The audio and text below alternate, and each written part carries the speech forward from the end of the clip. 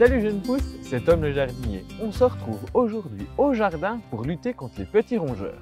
Si l'écureuil est un petit rongeur bien sympathique pour les jardiniers, les mulots et les campagnols se classent plutôt parmi les indésirables au jardin. Ils grignonnent les carottes, les pommes de terre et les autres légumes racines, voire les fruits.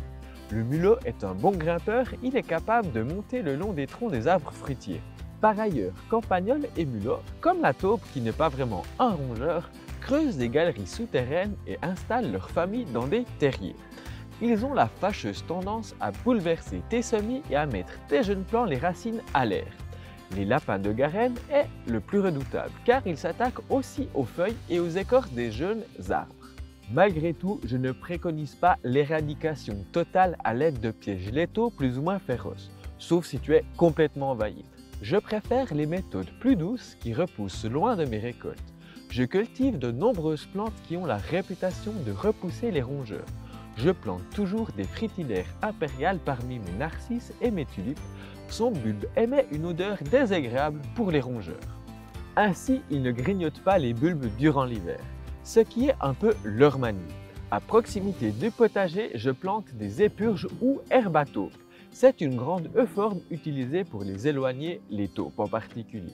Pour les amateurs de fleurs estivales spectaculaires, je conseille aussi l'incarvilléa aux quatre coins du potager.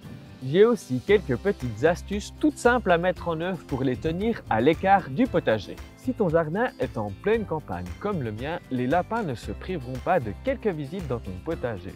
Un grillage, même avec la base enterrée, ne va pas les arrêter de creuser. Mon astuce est que je laisse macérer 100 g d'ail non épluché dans de l'huile de colza pendant 24 heures.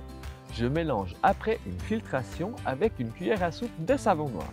J'arrose régulièrement toutes les allées de mon potager avec cette préparation diluée dans 10% d'eau. Elle se conserve 3 semaines au frais et dans le noir. On peut éloigner avec du bruit. Les ultrasons du commerce ont leur inconditionnel et les autres qui les dénigrent. J'ai ma méthode pour assourdir les mulots et les campagnols sans dépenser. Collecte des petites bouteilles d'eau en plastique. Je coupe le culot de la bouteille et je repère les galeries souterraines des mulots et des campagnols. Je plante un bâton à l'entrée et j'enfile la bouteille dessus. Le goulot vers le bas. Le vent qui va s'engouffrer de la bouteille produit un bruit désagréable pour les rongeurs qui vont creuser leur galerie ailleurs.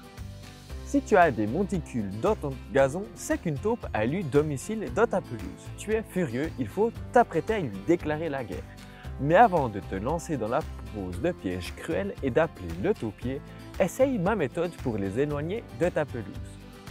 Procure-toi des branchages de sureau. Débite les tiges d'un tronçon d'environ 15 à 20 cm et tu les plantes verticalement sur tout le pourtour de ta pelouse. Et si tu as vraiment de gros dégâts de rongeurs, tu peux aussi adopter un chat auprès de la SPA. C'est un redoutable chasseur de ces petites bêtes.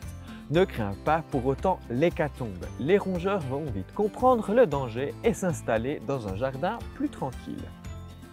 Voilà, tu sais maintenant comment lutter contre ces petits rongeurs. Si tu as des questions, n'hésite pas à me les poser en commentaire. On se retrouve tout bientôt pour une nouvelle vidéo.